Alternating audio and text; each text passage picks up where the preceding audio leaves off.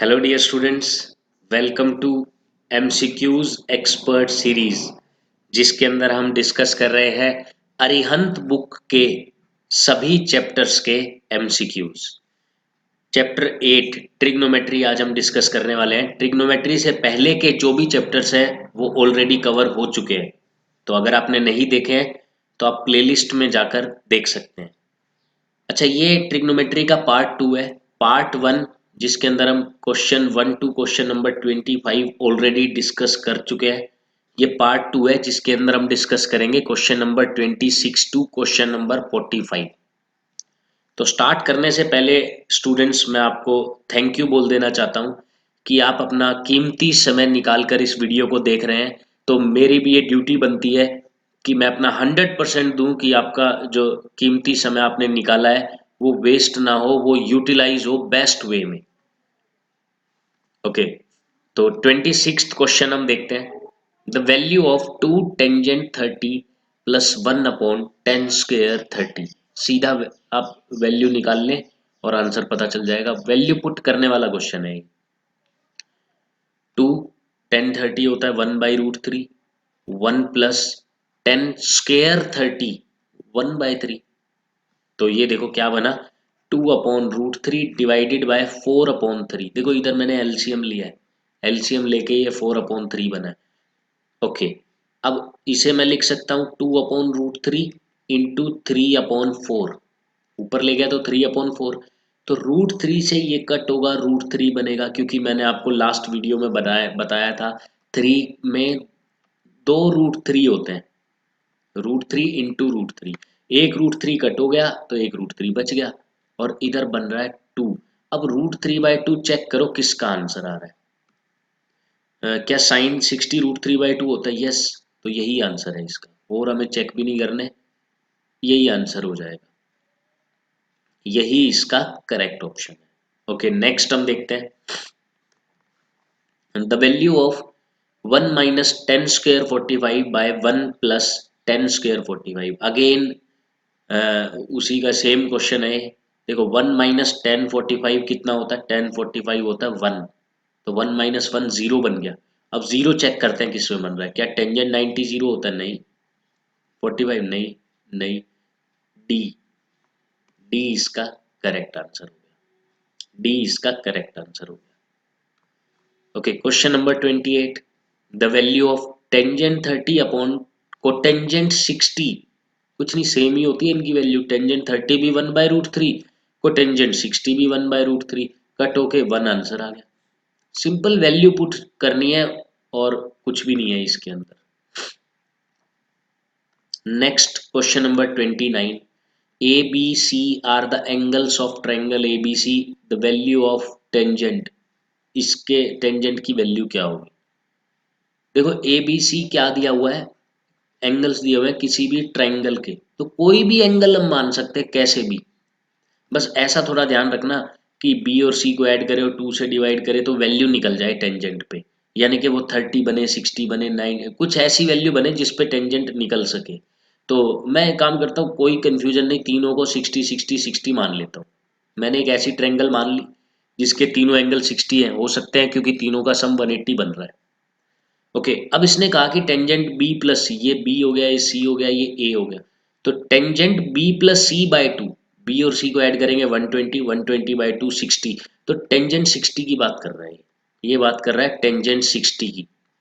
हमें पता है टेंजेंट 60 √3 होता है, हम आंसर से चेक करेंगे किसमें √3 बन रहा है, हम आंसर से चेक करेंगे। ओके, तो कोटेंजेंट b/2, ये भी √3 बन रहा है।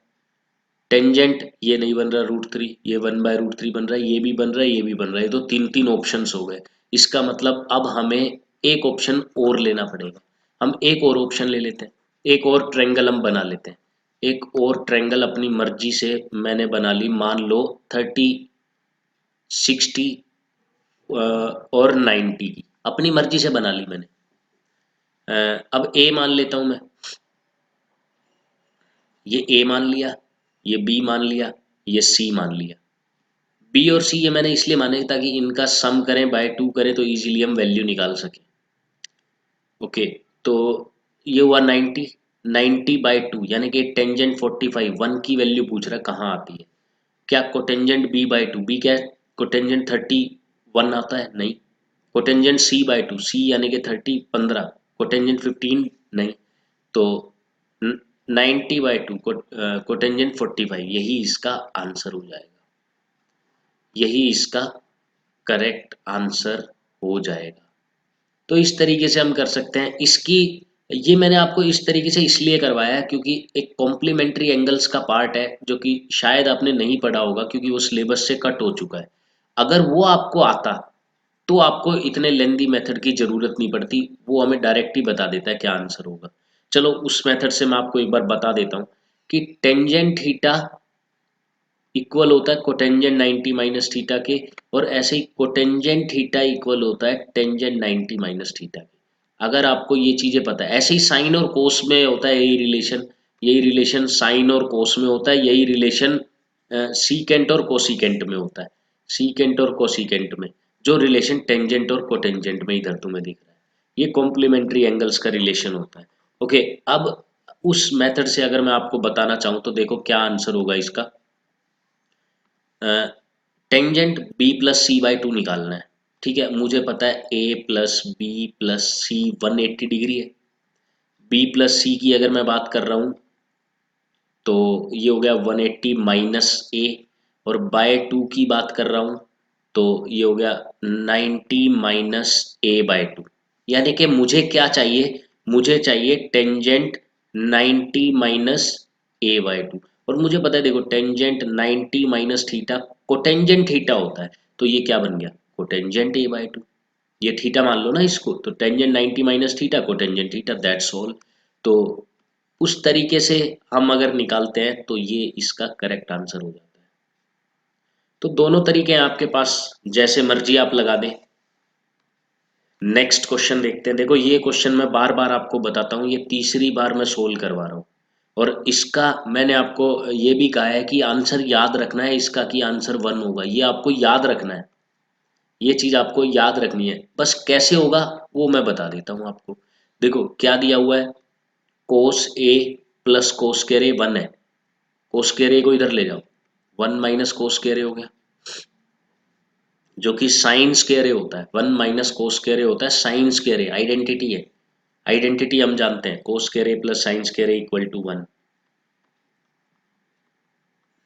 तो यहाँ से मैंने साइन स्क्वायर की अगर वैल्यू निकालूंगा तो 1 माइनस कोस स्क्वायर ही होगी, यानी कि कोस की वैल्यू साइन स्क्वायर आ गई।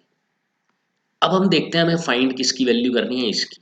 तो साइन स्क्वायर ए, पहले तो साइन स्क्वायर ए लिखा हुआ है तो डायरेक्ट कोस स्क्वायर ही कोस ए ही लिख सकता हूँ इसकी जगह तो मैं, क्योंकि देखो मुझे दिया हुआ है पहले साइन स्क्वायर ए, और मुझे यहाँ से दिख रहा है साइन स्क्वायर ए तो कोस ए के इक्वल है, तो मैंने कोस ए लिख दिया, प्लस साइन पावर 4। भाई साइन स्क्वायर अगर कोस के इक्वल है तो साइन पावर 4 कोस स्क्वायर के इक्वल हो जाएगा, कोस स्क्वायर के इक्वल हो जाएगा। अब देखो हमें इसकी वैल्यू निकालनी है, तो इसकी वैल्यू तो क्वेश्चन में पहले से ही दी हुई है कि कोस ए प्लस कोस स्क्वायर ए 1 है, कोस ए प्लस कोस स्क्वायर ए 1 है, तो ये भी 1 हो गया, तो इसका मतलब ये भी यहाँ पर 1 हो चुका है। तो इस तरीके से इस क्वेश्चन को हम करेंगे, इस तरीके से हम करेंगे। अच्छा एक और तरीका भी है इसका, यही छोटा सा करके बता देता हूँ मैं। देखो साइन पावर 4 यहाँ से मैंने निकाला कोस स्क्वायर हो गया, और इसे मैं चेंज नहीं करता, इसे मैं चेंज नहीं करता, साइन स्क्वायर है मैं साइन स्क्वायर ही रहने देता हूँ, तो साइन स्क्वायर है प्लस कोस स्क्वायर है वो भी 1 होता है, वहां से भी 1 निकाल सकते हो तुम। तो ये आंसर आपको याद रखना है, ये आपको याद रखना है। ओके, क्वेश्चन नंबर 31 देखते हैं। क्या ये इसके इक्वल होगा, बिल्कुल भी नहीं। आप एंगल पुट कर करके देखें। लेट ए को मैंने मान लिया 30 और बी को मैंने मान लिया 60, ए को 30 मान लिया बी को 60 मान लिया। अब देखो साइन ए प्लस बी यानी कि साइन 90 की बात की जा रही है, साइन 90 की बात की जा रही है, साइन 90 कितना होता है 1। ओके, साइन ए ये इक्वल होना चाहिए इसके, साइन ए साइन 30 1/2 होता है, को साइन बी साइन 60 √3/2 होता है, ये 1 तो नहीं है, ये 1 तो नहीं है। आप एलसीएम लेंगे तो ये बनेगा 1 प्लस √3/2, तो 1 तो नहीं है, ये 1 नहीं है, तो इसका मतलब ये स्टेटमेंट बिल्कुल फॉल्स हो गई, ऐसा नहीं होता, ऐसा नहीं होता, ये स्टेटमेंट फॉल्स है। ओके, क्वेश्चन नंबर 32 देखते हैं। इज मतलब क्या 1 minus sine upon 1 plus sign सीकेंड square minus tangent square के इक्वल होगा? देखो सीकेंड स्क्वायर माइनस टेंजेंट स्क्वायर तो आइडेंटिटी है, ये तो 1 होता है, ये तो मैं जानता हूं कि ये 1 होता है, आइडेंटिटी हमने पढ़ी हुई है। अब ये 1 तो नहीं होगा, अगल अलग अलग एंगल रखेंगे, अलग अलग वैल्यू आती जाएगी। जैसे मान लो 0 डिग्री रख ली मैंने, मैंने रखा इसके अंदर लेट से 90 डिग्री, क्योंकि 0 पे तो ठीक है 1 ही आ रहा है। 90 डिग्री अगर मैं रखता हूँ यहाँ पर, तो 90 डिग्री में 1 माइनस 1, 0 डिवाइडेड बाय 2, 0 आ रहा है 1 माइनस उस पे 90 पे, और इधर 1 ही आएगा। सीकेंड स्क्वायर माइनस टेंजेंट स्क्वायर 1 ही होता है, इधर एंगल रखने की जरूरत नहीं है, ये डायरेक्ट आइडेंटिटी है कि secant square minus tangent square equal to 1, तो ये 1 के तो इक्वल नहीं होगा ना। तो यहाँ से हम समझ जाएंगे कि ये दोनों इक्वल नहीं है। अच्छा, और अगर आपको कंफर्मेशन चाहिए तो आप इस तरीके से कर सकते हैं, देखिए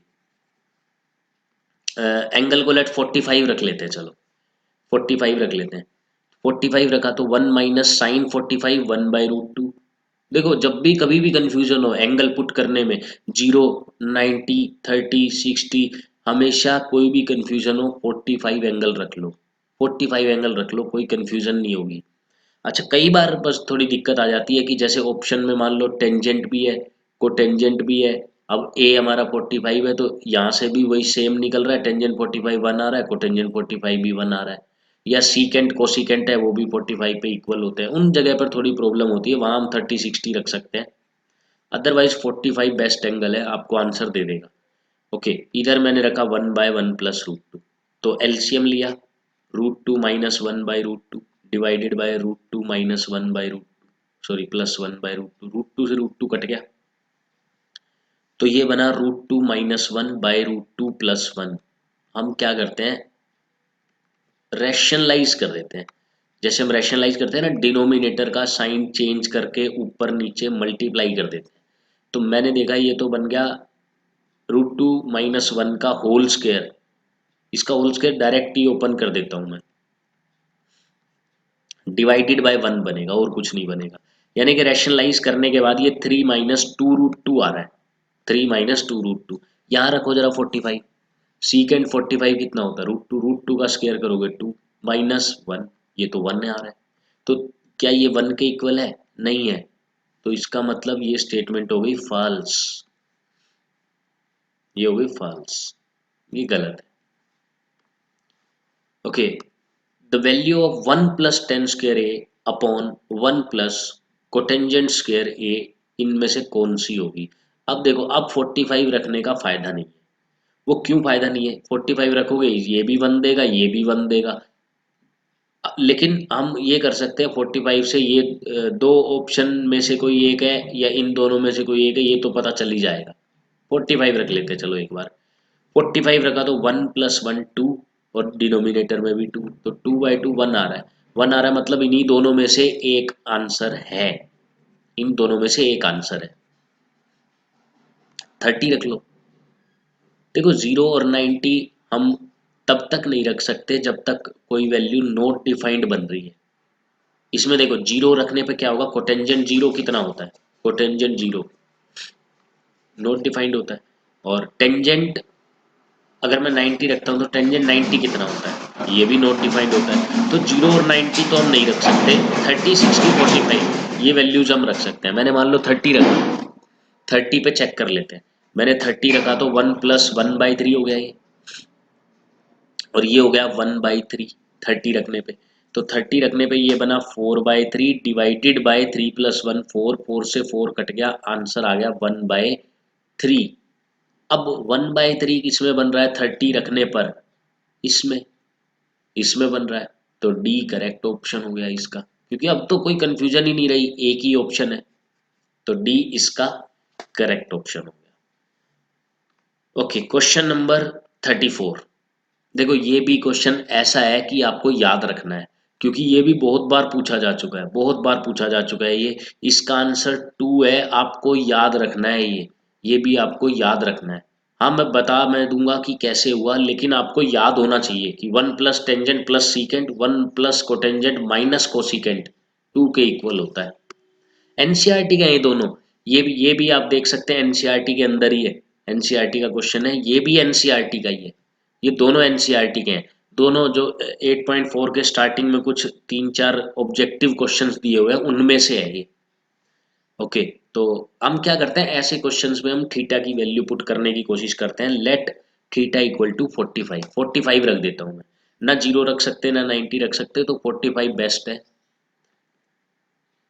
1 प्लस टेन 45 1 होता है तो 2 बन गया, प्लस सीकेंड 45 √2 होता है, इंटू 1 प्लस 1 2 माइनस √2, 2 माइनस √2, 45 रखा तो ये बन गया। अच्छा, आइडेंटिटी यूज करते हैं, A plus B into A minus B, A square minus B square, 4 minus 2 that is 2, 4 minus 2 2 आ गया। तो सिंपल सा सॉल्यूशन है इसका, लेकिन हमें आंसर याद रखना है क्योंकि ये क्वेश्चन बहुत फेमस है और बार बार रिपीट होता है। तो क्या पता हमें एग्जाम में डायरेक्ट मिल ही जाए, तो डायरेक्ट मिलेगा तो हम आंसर लगा के आगे बढ़ेंगे, नेक्स्ट क्वेश्चन में दिमाग लगाएंगे। क्वेश्चन नंबर 35 देखते हैं, ये भी काफी इंपॉर्टेंट क्वेश्चन है, तो ये भी हम अच्छे से देखेंगे। 4x दिया हुआ है, 4/x दिया हुआ है, 4 into x square minus 1/x square हमें निकालना है। तो देखो ऐसा क्वेश्चन जब भी आ जाए हमारे सामने, हमें क्या करना है, सबसे पहले देखो x क्या है, कोसिकेंट थीटा अपॉन 4। मैं इस 4 को डिवाइड में ले आया, इस 4 को भी डिवाइड में ले आओ, यानी कि 1/x क्या है, कोटेंजेंट थीटा अपॉन 4। फिर ये कह रहा है कि भाई एक्स स्क्र और माइनस 1/x स्क्र बताओ क्या है। मैं x का स्क्र करता हूँ, x का स्क्र किया तो ये आ गया कोसिकेंट स्क्र अपॉन 16, डायरेक्ट ही कर देता हूँ, ये आ गया। और माइनस करता हूँ इसमें से क्या, 1/x का स्क्र, यानी कि इसका स्क्र क्या होगा, कोटेंजेंट स्क्र थीटा अपॉन 16। आप देख सकते हैं 16 तो कॉमन आ रहा है, ये हो गया एक्स स्क्र, ये हो गया -1/x स्क्र, इंटू 4 भी है क्वेश्चन में, ये देखो।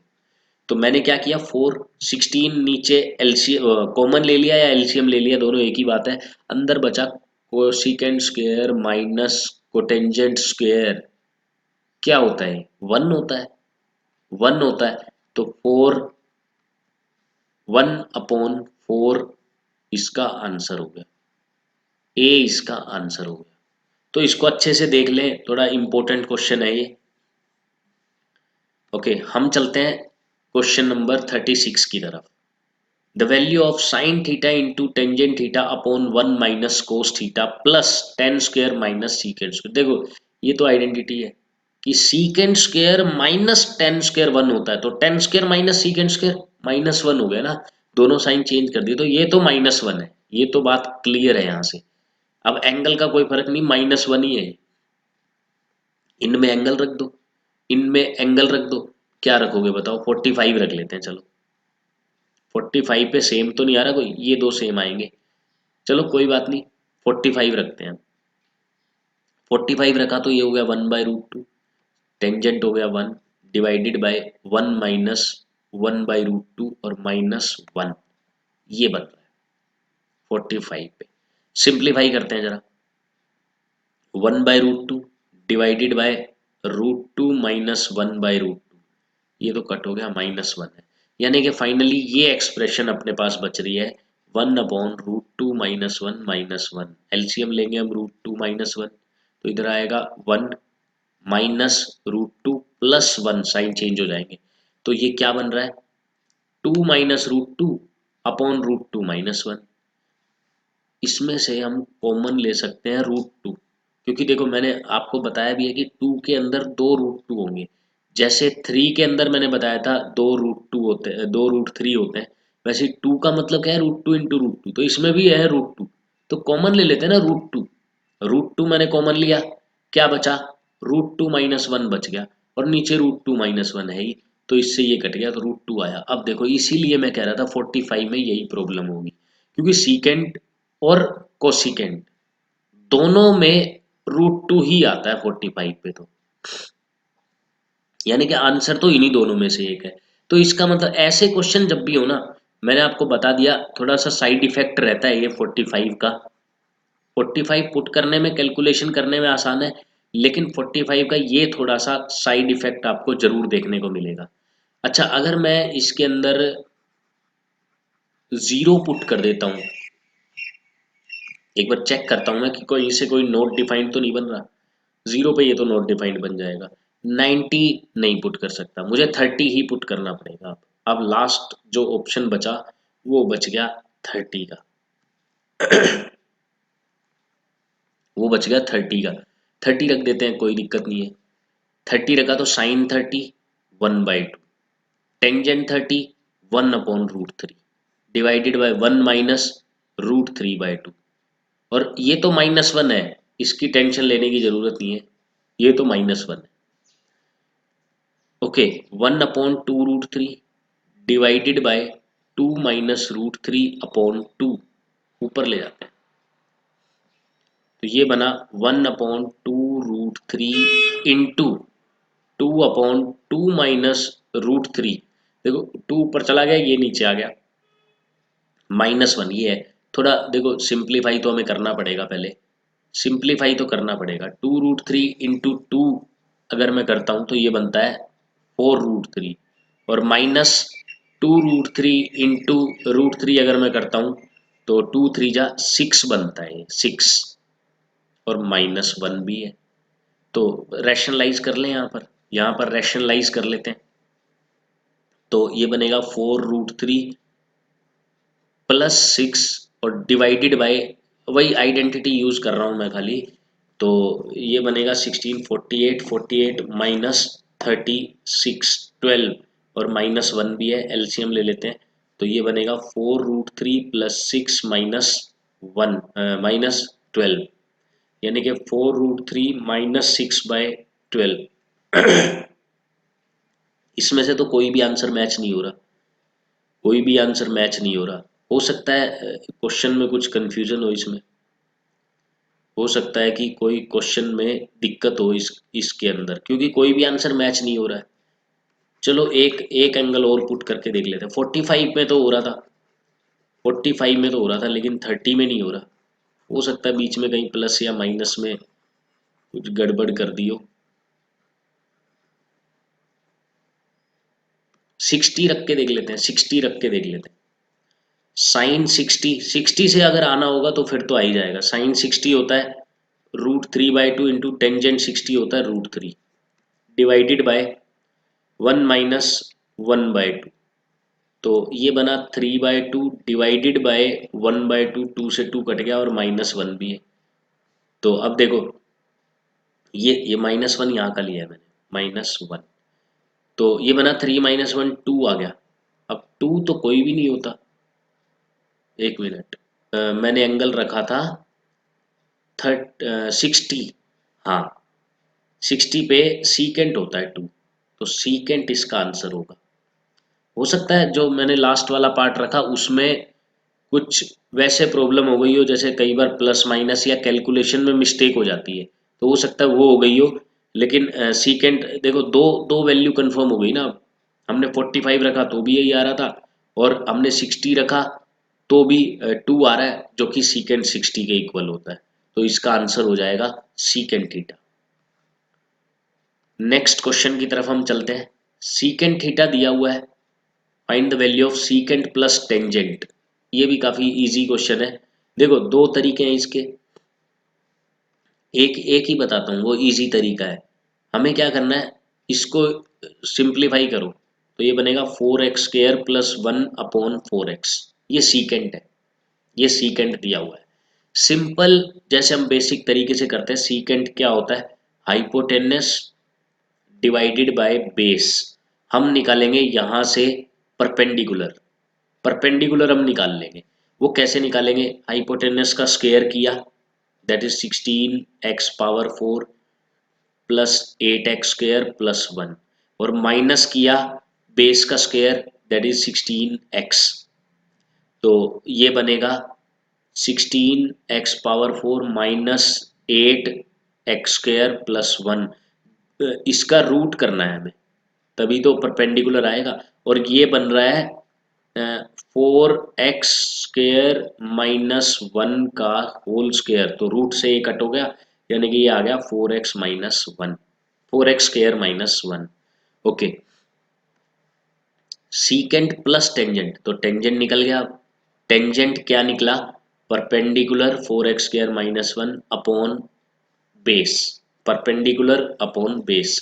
ओके, अब दोनों को हम ऐड कर देते हैं। सीकेंट ये रहा और टेंजेंट ये रहा, दोनों को ऐड करते हैं। 4x² +1/4x plus 4x² -1/4x। तो देखो ये 1 वाला पार्ट तो आपस में कट हो जाएगा जैसे ही हम एलसीएम लेंगे, तो बचेगा क्या? 4x² + 4x², 8x², और डिवाइडेड बाय 4x, एक x से x कट हो गया, ये 2 हो गया, तो 2x इसका करेक्ट ऑप्शन हो जाएगा। एलसीएम लेके किया है मैंने, कंफ्यूज मत होना कि मैंने यहाँ तो ऐड कर दिया 4 + 4, नीचे वाला ऐड नहीं किया। एलसीएम लिया है ये, एलसीएम लेने पर 4x ही रहेगा वो। तो इस तरीके से इस क्वेश्चन को हम कर सकते हैं। अच्छा, दूसरा नेक्स्ट क्वेश्चन देखते हैं। √3 कोटेंजेंट -4 कोटेंजेंट प्लस √3 = 0। चेक कर लो कि क्या कोई एंगल ऐसा है जो हम पुट करें और ये कंडीशन सेटिस्फाई कर जाए। क्योंकि √3 वगैरह दिख रहा है, कोटेंजेंट में होते हैं √3, तो थीटा रख के चेक करते हैं। मान लो पहले मैंने रख लिया थीटा 60, √3 वाला जो होता है, तो 60 रखा, 30 रखता हूँ, 30, क्योंकि 30 पे होता है √3। ओके, 30 रखा, तो √3 इंटू √3 का स्क्वायर हो गया 3, तो 3√3 बन गया ये। -4 कोटेंजेंट 30 होता है √3, और प्लस √3 = 0। देख लो इक्वल आ रहा है, ये 3√3 + √3 4√3, और -4√3 0 0 आ रहा है। तो इसका मतलब एंगल 30 है। 30 पुट करो और आंसर आ जाएगा। 30 पुट करेंगे तो ये बनेगा 1/3 प्लस 3, तो 1/3 + 3 10/3, ये इसका आंसर होगा। या फिर जो दूसरा तरीका है, मान लो अब जैसे मैंने तो ठीक है ये गैस कर लिया कि थीटा 30 हो सकता है, कोई ज़रूरी नहीं है ना ऐसा ही आए, तो हमें उस केस में क्या करना पड़ेगा? क्वाड्रेटिक इक्वेशन की तरह इसको सोल्व करना पड़ेगा। कैसे? लेट कोटेंजेंट थीटा x है, ये तुमने मान लिया कि कोटेंजेंट थीटा x है, तो ये क्या बना? √3x² -4x plus √3 = 0। अब दो ऐसे नंबर चाहिए जिनको मल्टीप्लाई करके 3 आता हो, सम -4 आता हो, तो -3 और -1, तो फैक्टर्स बनाएंगे हम। -3x -x plus √3 = 0। इधर से कॉमन लिया, √3x कॉमन आ रहा है, इधर बचा √3x minus √3, sorry x minus √3, और कुछ भी कॉमन या -1 ले लो, x माइनस साइन चेंज हो जाएगा बस। तो दो फैक्टर बने, एक तो बना x माइनस √3, और एक बना √3x-1, √3x-1। एक x की वैल्यू आ रही है √3 और एक x की वैल्यू आ रही है 1/√3, तो दोनों ही करेक्ट है इसमें। कमाल की बात यह है कि हमने जैसे थीटा 30 रखा तो सेटिस्फाई हो गया, अगर हम थीटा 60 रखते तो भी सेटिस्फाई हो जाता, क्योंकि x जिसे हमने कोटेंजेंट माना है उसकी दोनों ही वैल्यूज करेक्ट है, √3 भी और 1/√3 भी, तो दोनों में से कुछ भी रख देते आप, आंसर वही आना था। और फिर इसका आंसर भी 10/3 ही आता दोनों केसेस में। तो ये इसका दूसरा तरीका, बेसिक तरीका हम इसको बोल सकते हैं। ये एंगल पुट करके भी चेक कर सकते हैं, और इस तरीके से भी इस क्वेश्चन को सोल्व किया जा सकता है। ओके, नेक्स्ट क्वेश्चन देखते हैं हम, क्वेश्चन नंबर 39। काफ़ी इंपॉर्टेंट क्वेश्चन है, बहुत ही अच्छे से देखना है इसको, बहुत ही अच्छे तरीके से हम देखेंगे। तो देखो, जब भी ऐसा कुछ दिया हो, सीकेंड प्लस टेंजेंट, और हमें इनकी किसी की वैल्यू निकालनी है, तो हम एक आइडेंटिटी यूज करते हैं। हमें पता है सीकेंड स्क्वायर माइनस टेंजेंट स्क्वायर 1 होता है, हमें ये बात पता है। तो अगर मैं a² माइनस b² की आइडेंटिटी लगाता हूँ, तो a + b into A minus B लगा दिया, A square minus B square है तो 1 के इक्वल। अब अगर ये दिया हुआ है तो ये 1 के डिवाइड में जाएगा, सीकेंड माइनस टेंजेंट 1 अपॉन, मान लो ये x है तो ये 1 अपॉन x हो गया। या सीकेंड माइनस टेंजेंट दिया हुआ है, मान लो y दिया हुआ है तो secant plus tangent 1 by Y. तो हमें ये याद रखना है कि जब भी सीकेंट प्लस टेंजेंट x दिया हुआ है तो secant minus tangent 1 upon x होगा, और अगर ये y है तो ये 1 अपॉन वाई होगा। वो तो है, ये एक दूसरे के रेसिप्रोकल होते हैं। बिल्कुल सेम केस में हमें ये भी समझना है कि कोसिकेंट प्लस कोटेंजेंट अगर x है तो cosecant minus cotangent 1 by X होगा। ये दोनों रूल्स हमें इसके अंदर याद रखने पड़ेंगे। ओके, अब हम अपने क्वेश्चन पर आते हैं। अब हम क्वेश्चन पर आते हैं।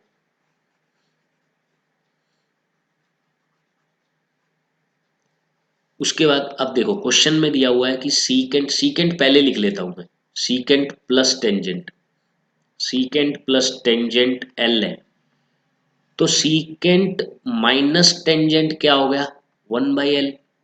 दोनों को ऐड कर दो, एलिमिनेशन मेथड, टेंजेंट से टेंजेंट कट हो गया, 2 secant is equal to L plus 1 by L. LCM लेके ऐड करना है, ऐसे ही ऐड मत कर देना। ये बनेगा L square plus 1 upon L, L square plus 1 upon L. क्या तुम्हें लगता है ये 2 इधर जाके डिवाइड में जाना चाहिए? तो चला गया। तो सीकेंट क्या बचा, L square plus 1 upon 2 L. ये इसका आंसर हो गया। तो इस तरीके से हम सोल्व कर सकते हैं इस टाइप के क्वेश्चंस को। ये काफ़ी इंपॉर्टेंट है, थोड़ा ध्यान रखना आप। अच्छा, एक तरीका और मैं इसका बताना चाहूँगा आपको, एक और तरीका मैं बताना चाहूँगा। एंगल पुट करके क्या ऐसा क्वेश्चन किया जा सकता है? बिल्कुल किया जा सकता है। तो वही मैं आपको बताने जा रहा हूँ। देखो कैसे, मान लो, देखो जीरो पे कोई नोट डिफाइन तो नहीं हो रहा, नहीं हो रहा, तो जीरो रख दो। टेंजेंट जीरो होता है जीरो, सीकेंट जीरो होता है 1, इज इक्वल टू एल आ गया, यानी कि एल की वैल्यू 1 है, एल की वैल्यू 1 है। मैंने अगर थीटा को जीरो रखा तो एल की वैल्यू 1 है। ओके, तो हमें सीकेंट निकालना है।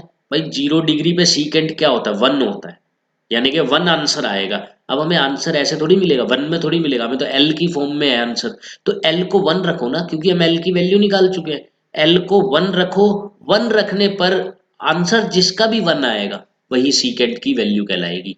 चेक करते हैं, 1 रखा तो 1 माइनस 1 जीरो, ये तो जीरो ही हो गया। 1 माइनस 1 ये भी जीरो हो रहा है, 1 माइनस 1 ये भी जीरो हो रहा है। इस पे रख के देखो, 1 प्लस 1 2 बाय 2 इंटू 1 2, 1 इसी में ही बन रहा है, एक ही ऑप्शन में बन रहा है, यही हमारा आंसर है। तो ये एक एंगल पुट करके रखने वाला तरीका हो गया। नेक्स्ट क्वेश्चन हम देखते हैं, question number 40। Tangent A is equal to A tangent B, sine A is equal to B sine B, then the value of cos square A. Value put करेंगे, एंगल पुट करते हैं। ए और B को कुछ भी मान लो अपनी तरफ से। मैं मान लेता हूं कुछ भी, ए लेट 30 है और बी लेट 45 है, कुछ भी मान लिया मैंने। ए को 30 मान लिया, बी को 45, ऐसी कोई वैल्यू जिस पे हम निकाल सके टेंजेंट और साइन और ये सब चीजें निकाल सके। तो टेंजेंट ए 30 है, टेंजेंट ए 30 है, तो 30 पे 1/√3 होता है, is equal to A into tangent B 45 है तो 1, ये तो हो ही गया। तो ए की वैल्यू 1/√3 आ गई। एंड साइन ए, साइन 30 1/2 होता है, is equal to B into sine B 1/√2 होता है, तो बी की वैल्यू √2/2, दैट इज 1/√2 आ गई। बी की वैल्यू 1/√2 आ गई। हमें निकालना है कोस स्क्वायर ए। कोस ए √3/2 होता है, कोस स्क्वायर ए 3/4 होता है, 3/4 होना चाहिए, 3/4 होना चाहिए। ओके, रख देते हैं और चेक करते हैं किस में 3/4 हो रहा है। ए की वैल्यू और बी की वैल्यू आपको याद रखनी है। ए 1/√3 है, बी 1/√2 है। 1/√3 1/√2 इसमें रखते हैं। 1/3 -1/1/2 -1 स्क्वायर है ना, तो इसलिए ये कर दिया मैंने। तो ये तो दोनों माइनस में है, आंसर क्या आएगा? नहीं आएगा, ये 3/4 नहीं आएगा, क्योंकि यहाँ से देखो ये बन रहा माइनस का 2/3, नीचे बन रहा माइनस का 1/2। तो अगर ऊपर जाता है तो 2/3 इंटू 2/1 बनेगा, जो कि 4/3 हो जाएगा। तो नहीं है, ये ऑप्शन तो गलत हो गया, ये ऑप्शन तो बिल्कुल गलत हो गया। ओके, नेक्स्ट हम देख लेते हैं, इसको देखते हैं। ये हो सकता है, चेक करते हैं पुट करके। a² + 1, ए क्या है? 1/√3, 1/√3 का स्क्वायर वो 1/3 + 1/1/2 -1। चेक, ये तो नेगेटिव में आ रहा है, ये तो आंसर ही नेगेटिव में आ रहा है, तो ये तो पॉसिबल ही नहीं है, ये तो बिल्कुल ही पॉसिबल नहीं है, नेगेटिव में आंसर आ रहा है। ओके, अब ये चेक करते हैं। b² 1/3 -1/1/2 ये भी नेगेटिव में आएगा। इधर देखो माइनस का साइन आ गया, हमें तो √3/4 चाहिए, तो ये भी नहीं है। तो इसका मतलब अब जो बच गया वही आंसर है, तो इसका आंसर होगा डी। चलो वेरीफाई जरूर करके देखेंगे। बी का स्क्वायर 1/2, 1/2। हाँ देखो, इसका रेसिप्रोकल है, ये हमारा 4/3 आ रहा था, तो ये 3/4 आएगा। यहीं से हम गैस कर सकते थे, स्टार्टिंग से ही हम गैस कर सकते थे। ये अगर 4/3 है तो इसका रेसिप्रोकल ये तो 3/4 ही बनना है। तो यही इसका करेक्ट ऑप्शन होगा, दैट इज डी। नेक्स्ट, फिर से ये वही क्वेश्चन है जो मैंने आपको शायद याद होगा, मैंने इस नहीं इसमें नहीं, हाँ इस क्वेश्चन में बताया था। इस क्वेश्चन में मैंने आपको एक रिजल्ट बताया था, वही सेम क्वेश्चन इधर है कि कोसिकेंट माइनस कोटेंजेंट क्यू है। तो आप ये देखिए कि कोसिकेंट प्लस कोटेंजेंट, ये 1/q हो जाएगा, ये 1/q हो जाएगा। फिर वहां से कोस की वैल्यू निकाल के इसके अंदर पुट कर सकते हैं, लेकिन ये ज़्यादा लेंदी हो रहा है। हम क्या करेंगे, एंगल पुट करते हैं। लेट हमने 45 पुट कर दिया, 45 पे ये होता है √2, और 45 पे ये होता है 1, तो ये q की वैल्यू आ गई। अच्छा, क्या कोई और एंगल पुट किया जा सकता है? चेक करो, 90 पुट करते हैं, 90, 90 थोड़ा सा इजी पड़ जाएगा। 90 पुट करते हैं। कोसिकेंट 90 क्या होता है? 1 माइनस कोटेंजेंट 90 होता है 0, इक्वल टू क्यू। क्यू की वैल्यू 1 आ गई, क्यू की वैल्यू 1 आ गई, यानी कि 90 डिग्री रखता हूं तो क्यू की वैल्यू 1 आ रही है। तो इसकी वैल्यू निकालनी है, सोल्व कर देते हैं। जहां भी एंगल ए है वहां 90 डिग्री रख दो बस, और क्यू है वहां 1 रख दो। तो ये 1 रखा, 1 का स्क्वायर -1, तो ये तो 0 हो गया, ये पूरा खत्म 0। अब कोस 90, हमने एंगल रखा है, हाँ 90 रखा है, तो कोस 90 0। तो बी इसका करेक्ट ऑप्शन हो गया, बी इसका करेक्ट ऑप्शन हो गया। आप कोई और एंगल भी पुट करके देख सकते हो, आंसर सेम आएगा, आंसर पे कोई फर्क नहीं पड़ेगा। क्वेश्चन नंबर 42 देखते हैं। एक्स की वैल्यू दी हुई है, वाई की वैल्यू दी हुई है, और जेड की वैल्यू दी हुई है। तो x² y² जेड, ये भी वही है, एंगल पुट करते हैं, कोई भी अपनी मर्जी से एंगल पुट करते हैं। लेट ए को मैं मान लेता हूँ 0, और बी को, चलो बी को भी 0 ही मानते हैं। ए को 0, बी को भी 0, दोनों को 0 मान लिया मैंने। एक्स किसके इक्वल आ गया फिर 0 माना, तो साइन 0 0 होता है, तो ये तो 0 ही हो गया। वाई किसके इक्वल हो गया, साइन फिर से 0, तो ये भी 0 हो गया। जेड किसके इक्वल हुआ 0 रखने पर, कोस 0 1 होता है, तो जेड हो गया आर के इक्वल। हमें निकालना है x² तो 0 ही है, प्लस y² भी 0 है, और z² r² है। तो r² कहाँ है, इन तीनों का सम r² आ गया, तो यही इसका करेक्ट ऑप्शन हो गया, बी। काफी सिंपल था, ये तो काफी सिंपल था। ओके, नेक्स्ट, साइन स्क्वायर ए 1 के इक्वल है, तो वैल्यू हमें निकालनी है साइन स्क्वायर ए माइनस कोस स्क्वायर। ये भी काफी इजी है, साइन का स्क्वायर 1 है, तो मतलब साइन भी 1 है, साइन भी तो 1 है। या ऐसे करो, स्क्वायर इधर ले जाके रूट में बना दो, तो साइन की वैल्यू 1 आ गई। अब साइन 1 कहाँ होता है, 90 डिग्री पे, 90 डिग्री पे साइन 1 होता है, यानी कि एंगल 90 है, 90 रख दो, ये 1 है, ये 0 है, ये आंसर हो गया। 90 डिग्री पे ये आंसर हो गया। नेक्स्ट देखते हैं 44, match the following. Value put करनी है, कुछ भी नहीं है, सिंपल वैल्यू पुट करनी है। चलो देखते हैं, ये तो 0 हो गया, साइन 0 0, और साइन 45 1/√2, 1/√2 का है 4।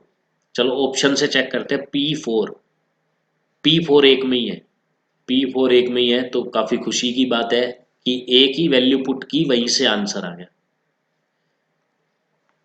तो यही आंसर है इसका, डी। नेक्स्ट देख लेते हैं, ये भी मैच द फॉलोइंग है, और मैच करना है हमें, तो एंगल पुट करेंगे हम, सिंपल एंगल पुट करते हैं और मैच कर, सबसे आसान मैं देख लेता हूँ एक बार। ये देखो, ये 45 पुट करने पर 0 बन रहा है, 45, 10 45 1, कोटेंजेंट 45 1, 1 + 1 2, 2 - 2 0, ये 0 बन रहा है 45 पे। अब 45 पे कौन सा 0 बन रहा है, ये हमें चेक करना पड़ेगा। ये 45 पे 0 नहीं बनेगा, ये 45 पे 0 बन रहा है, ये 45 पे नहीं बन रहा, ये भी नहीं बन रहा, तो एक ही है, यानी कि R2। अब R2 देखो कितने हैं, दो हैं ऑप्शन, एक तो ये वाला है और एक ये वाला है, हमें एक और चेक करना पड़ेगा, इसका मतलब एक और चेक करना है। तो ये तो क्लियर है कि R2 हो गया, ये दोनों तो खत्म, ये दोनों की तो कहानी खत्म हो गई। अब हम इस पे आ जाते हैं, चलो ये भी ठीक लग रहा है, इसमें वैल्यू पुट कर लेते हैं हम, कुछ ऐसी 0 डिग्री पुट कर लेते हैं, 0 डिग्री, 1 - cos 0 1 होता है, तो 1 - 1 0, बाय 0/2 0 ही आ गया, तो 0 डिग्री पर ये 0 आ रहा है, और देखो कौन सा 0 डिग्री पे 0 आ रहा है, ये भी 0 आ रहा है, कहीं और भी तो कोई नहीं है। सीकेंड 0 तो 1 होता है, कोटेंजेंट कोटेंजेंट 90 पे होता है 0, और 0 पे ये नोट डिफाइंड हो रहा है, कुछ कंफर्म नहीं हो पाया, तो हम कोई और एंगल पुट कर लो, या तो हम कोई और एंगल पुट कर लेते हैं, 45 नहीं, 45 नहीं, हम पुट करते हैं 60, क्योंकि 60 पे कोस 1/2 होता है, तो 1 - 1/2 1/2, 1 + 1/2 3/2, ऊपर ले जाएंगे तो 1/2 इंटू 2/3, तो 1/3 किस में आ रहा है, क्या एंगल रखा मैंने, 60, 60 रखने पर 1/3 आना चाहिए। ओके, मैं यहाँ 60 रखूंगा तो रूट में आएगा, कोई मतलब ही नहीं बनता। ओके, ये R2 तो हो ही गया मैच, इसमें रखना ही नहीं है। कोसिकेंट 60, ये तो बीच में माइनस आ रहा है, इसमें और रख के देखते हैं, सीकेंट 62 हो गया, इंटू कोटेंजेंट 61/√3, रूट में आ रहा है, ये भी नहीं है, इसका मतलब यही होगा, इसका मतलब यही है। चलो चेक कर लेते हैं कि यही है कि नहीं है। कोसिकेंट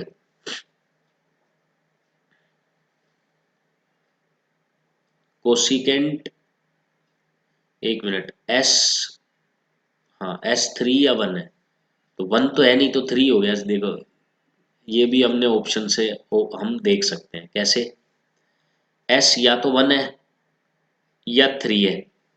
अब 1 नहीं है तो सीधी सी बात है 3 ही बच गया, हमें पहले ही वो रूल लगा देना चाहिए था, हमें ये देखने की भी जरूरत नहीं पड़ती, हमें देखने की भी जरूरत नहीं पड़ती, तो ये इसका करेक्ट ऑप्शन हो जाएगा, कौन सा, डी, डी इसका करेक्ट ऑप्शन होगा। देखो कुछ ऑप्शन रिजेक्ट करके, जिस भी तरीके से क्वेश्चन जल्दी हो सके हम उसी तरीके से करते हैं। तो स्टूडेंट्स, इसी के साथ हमने अरिहंत के भी सभी के सभी MCQ सोल्व कर लिए हैं ट्रिग्नोमेट्री चैप्टर के।